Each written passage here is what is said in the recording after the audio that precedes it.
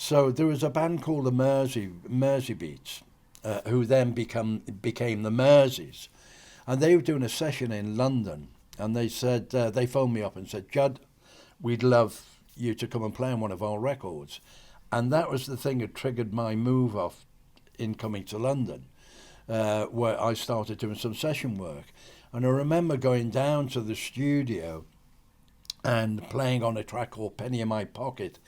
And Dick Leakey was the assistant producer, and Dick ended up being George Michael's sort of publisher. And while we were there, I was recording the track, and Billy tells me the story, the bass player, about how down the road the Beatles, or Neil Aspinall, who was the Beatles' the main man and road manager, was trying to get me in Liverpool to see whether I'd come and do a session with the Beatles. Uh, Unfortunately, I was playing down, in the studio, and it was in the days where you didn't have mobiles, so nobody could contact me.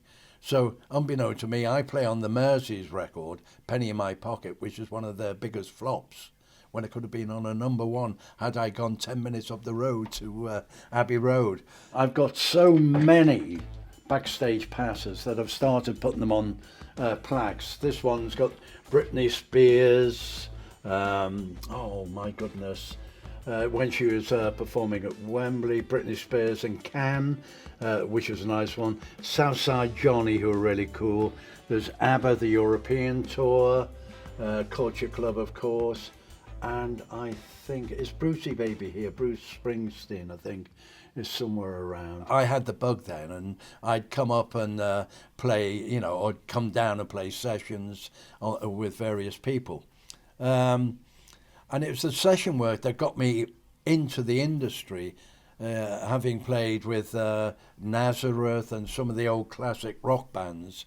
I ended up hanging around Apple Records because a dear friend of mine was Neil Aspinall, who was their road manager, the Beatles' road manager, but he was more than that. He ended up becoming managing director of Apple. And we moved into his flat. He had this beautiful posh flat in Sloane Street, a place called Fordy House. It's still there. So we went up there, and I remember the concierge sort of greeting us at the door. And I'm thinking, oh, this is very posh. Anyway, in we go. Neil's there. The rooms were... I remember being in the bedroom thinking, this is the same size as my house in Liverpool. It was so... ostentatious and lovely. So anyway, we tucked in, and of course then, Neil, I'd be popping into Apple to see a friend of mine who worked as the cutter at in Savile Row. It was where the Beatles had just split up, and they'd moved into Savile Row. And a friend of mine, George Peckham, was the disc cutter at Apple. That's where the guys in the old days, you'd have a record which was a lacquer, and you'd actually cut the audio into this master sort of plate, I suppose you call it. And so I'd pop down and see him, and I'd be rubbing shoulders with Badfinger, who were old friends of mine from Liverpool. They were called the Ivies then. And they invited me to play on a session. So we ended up doing a bit of session work at Apple. So that was I was never employed by Apple apart from doing session work. So that was cool. I was now it was the trendy place to be. Apple was a happening place at the time. And that enabled me then to lock into the business. And again, it was in the days of no mobiles. So I would have a chat with Laurie, who was the switchboard operator at Apple Records. She was ever so sweet, a Scouser like me. And I got little boxes of matches made with my name, Judd Lander, but I put Apple's phone number. So people, when they wanted to get me for a session, they'd phone up. Laurie would answer the phone saying, Apple Records here, can I help you? Wow, they were impressed. Oh, I'm trying to get Judd. Oh, he's not here at the moment. If you give me your name and number, I'll... So I had that. I was very naughty, very cheeky. But it got me on the road to getting into the business and into the London scene, which was quite vibrant at the time. So over here is one of my Wailing Walls. There's a disc there, Run DMC, and got that when we were working with London Records. Pete Tong was the man in charge of signing the guys, and we had a field day. I mean, they were very, very funny to work with. Oh, I remember when they left, I ended up with about 5 pairs of Adidas.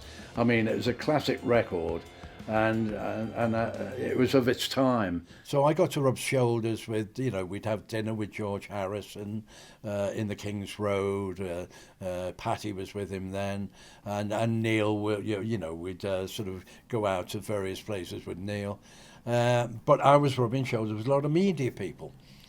Then I bumped into Charisma Records, and by default, I used to go around there quite a lot to Charisma, and they were just emerging, cool, trendy, independent company.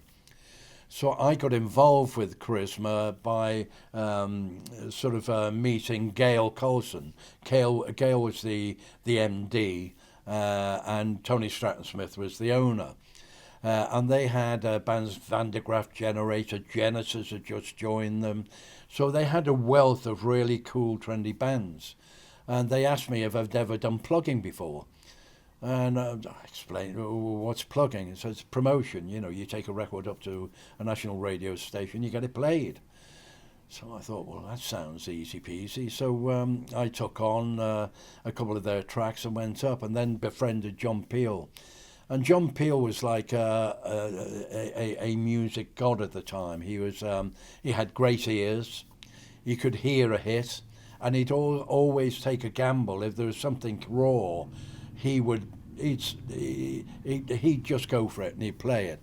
So he was my main contact, and being a Scouser as well, it really helped. We got on well. And then I ended up promoting Genesis, their first single hit, Clifford T. Ward, Gay, Van de Graaff Generator, Monty Python's Flying Circus. Monty had the Pythons had an album out, and that's where George Peckham at Apple had sort of become a big name in the industry to cut tracks, and he actually put a couple of run-on grooves onto one of Python's albums. So when you put your needle on, it would pick a track randomly and confuse you. So that was like a bit of a first in that era. But as I progressed, I moved then on to the major labels, and I was poached by Epic Records and joined Epic as a PR guy, and that was like, I had a field day there because they had all the major artists. And that's when I started working with people like Michael Jackson, ABBA, a host of major names, Meatloaf, and that journey in itself was just such a buzz. And I was now getting, the feeling of how to get a raw track, and take it to the media, and work out who would be susceptible, who would bite into that track, and we had loads and loads of success. Yeah. Next we got the Spice Girls. I played on a track called "Say You'll Be There." You may remember it still gets airplay now, and it was the end of the track. So that's me doing my little harmonica bit. But we done that at Olympic Studios. And I remember going down there, and one of the girls looked familiar. And it turns out I used to drink with her father, and it was Emma Bunton. And she lived in Whetstone, I lived in Whetstone. But I hadn't connected the two until I was at the Brit Awards, and the girls were getting their award. And then I met up with their dad, Trevor. I said, "Trevor, what are you doing here?" He said, "Oh, my daughter's performing." I said, "Well, who's she with?" He said, "The Spice Girls." Then it all clicked, because I knew her, I saw her when she was small. So I ended up playing on that record and getting a nice disc from Virgin off that one. I was now on a bit of a roll, people phoning me up asking if I play on various tracks. And it was with the harmonica of all instruments. I mean, I didn't have porterage, I didn't have the hassle of carrying a double bass on my shoulder or whatever. I just had some harmonicas, went into the studio, laid the tracks down, and played with some amazing people, from the Mersey Beats to Twiggy, who was a model many years ago. Val Doonigan, which was the worst session ever, because I remember being hired, going into the studio, and it was a live orchestra. And they had a music stand for me in the middle of the string section, and they had a girl vocal trio behind me, who they were from Liverpool, called the Vernon's Girls. And I remember suddenly being confronted with this music chart. Well, I don't read, and I'm panicking, and I'm thinking, well, what the hell? And I'm trying to work out the bars. And the girls obviously sussed I wasn't a reader. And one of them said, look, are you okay? I said, no. Anyway, she said, look, I'll give you a tap when it comes up to your bit. And this orchestra playing away with Val Doonigan in the sound booth singing away. And I got to my part and I missed it on the first one. And the whole orchestra then suddenly stopped. And then, let's go again and take it again. And over here. And then she hit me just before, and I got it right the second time. And eventually I went through that, and I was very lucky. I ended up doing a couple of great parts with the Beach Boys, working with Culture Club, Karma Chameleon. That's my harmonica on their tracks. And it was all my session musicianship that took me in to the promotion side of things.